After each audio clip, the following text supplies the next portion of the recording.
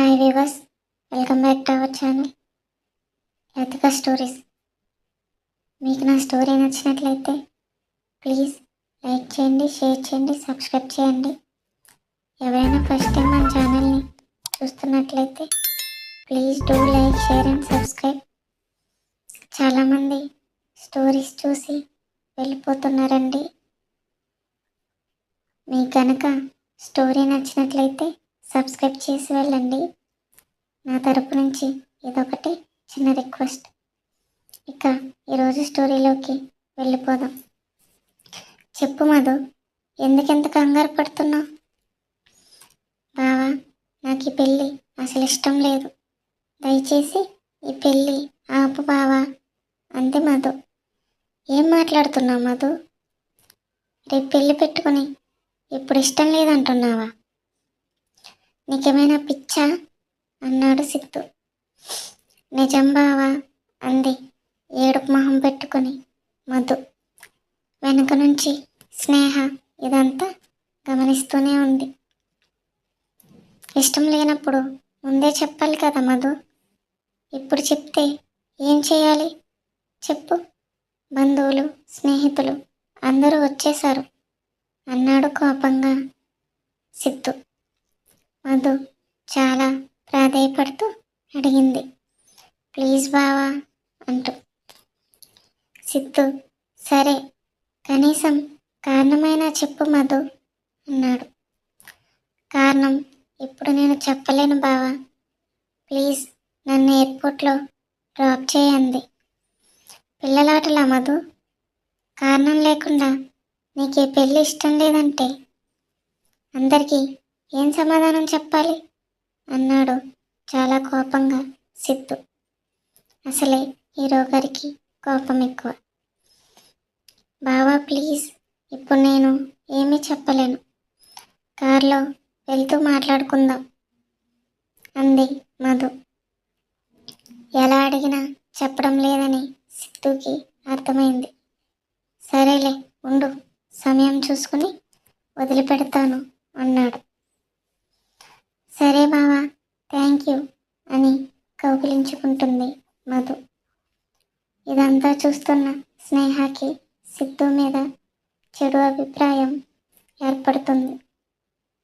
ఇద్దరి మధ్య ఏదో ఉంది అనుకుంటూ ఏడుస్తూ తన గదిలోకి వెళ్ళిపోతుంది. అయినా మధుకి ఎందుకు పెళ్ళి ఇష్టం లేదు అని ఆలోచిస్తూ అలాగే పడుకుని నిద్రపోతుంది.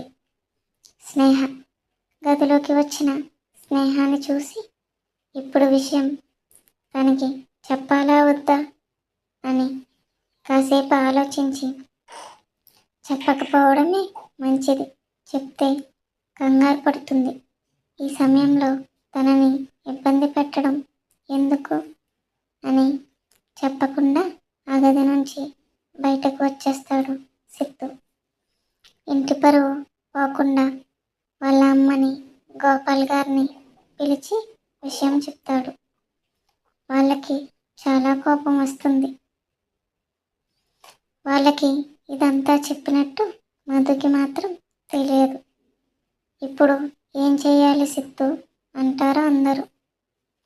ఇష్టం లేకుండా ఏదో వద్దు అత్తయ్య, తన బాధ ఏంటో నేను కనుక్కుంటాను, మీరు తనని ఏమనకండి అంటాడు సిద్ధు. పరువు పోకుండా కాపాడావురా, నీకు చాలా కృతజ్ఞతలు.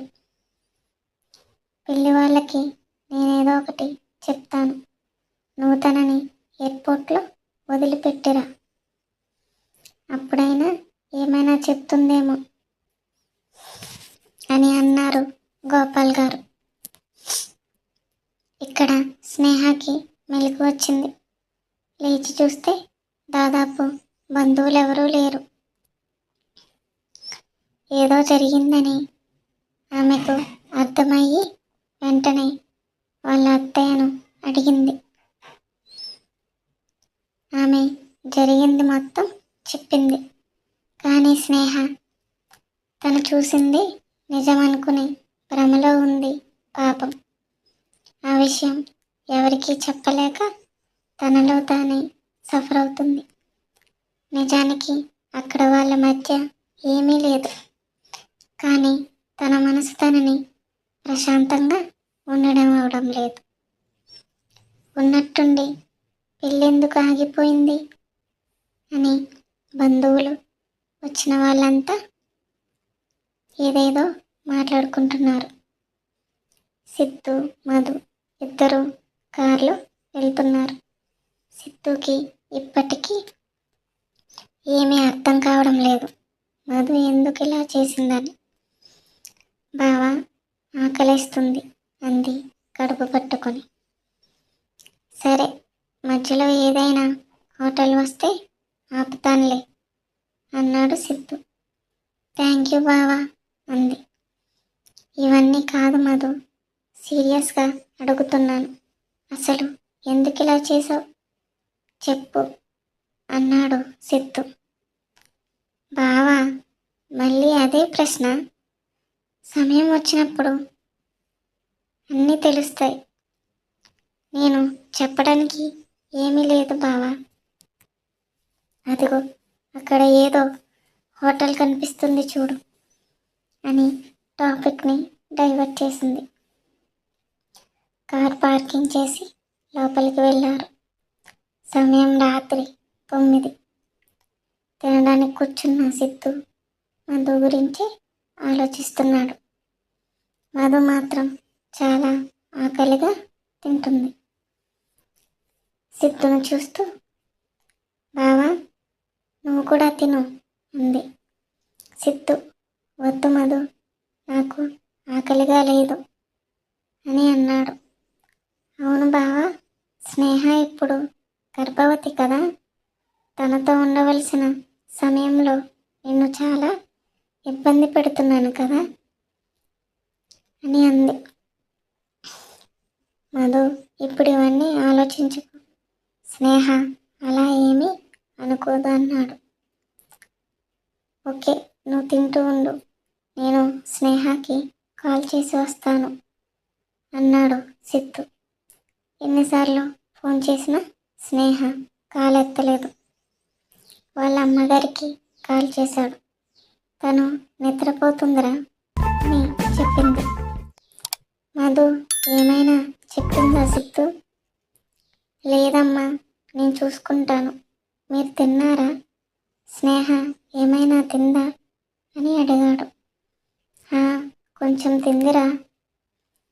సరే అమ్మా, జాగ్రత్త, మధుని వదిలిపెట్టి త్వరగా వస్తాను అన్నాడు. కాసేపటికి ఎయిర్పోర్ట్కి చేరుకున్నారు. ఇద్దరు లోపలికి వెళ్తూ సిద్ధు చెప్పు చెప్పు అని అడుగుతూనే ఉన్నాడు. కానీ మధులో ఏ చలనం లేదు. లోపల కూర్చున్నాక అప్పుడు చూశాడు మధు మెడలో పసుపు తాడు. మధు, ఏంటిది నీ మెడలో ఆ తాళేంటి మధు అన్నాడు కోపంగా. బావా, నేనేమీ చెప్పలేను ప్లీజ్ అంది. కోపంగా ఒక చెంపదెబ్బ వేశాడు సిద్ధు. అప్పటి నుంచి చాలా ఓపికతో ఉన్నాను మధు, ఇప్పుడైనా చెప్పు అన్నాడు గట్టిగా. మధు చెంప పట్టుకుంటూ ఏడుస్తూ, బావా, నేనిప్పుడు గర్భవతిని, నాకు పెళ్ళి కూడా అయ్యింది బావా, అతను కూడా అక్కడే అమెరికాలోనే ఉంటాడు. ఇద్దరం లవ్ చేసుకుని ఒకరినొకరు అర్థం చేసుకున్న తరువాత పెళ్లి చేసుకున్నాం. కానీ ఇప్పుడు తను నాతో లేడు. అతను ఎవరో కాదు బావా అని కన్నీరు పెట్టుకుంది. ఇక్కడ స్నేహ సిద్ధు గురించి ఆలోచిస్తూ తినకుండా అలానే పడుకుంటుంది. ఇంటిలో మొత్తం సాడ్ వాతావరణం ఏర్పడుతుంది.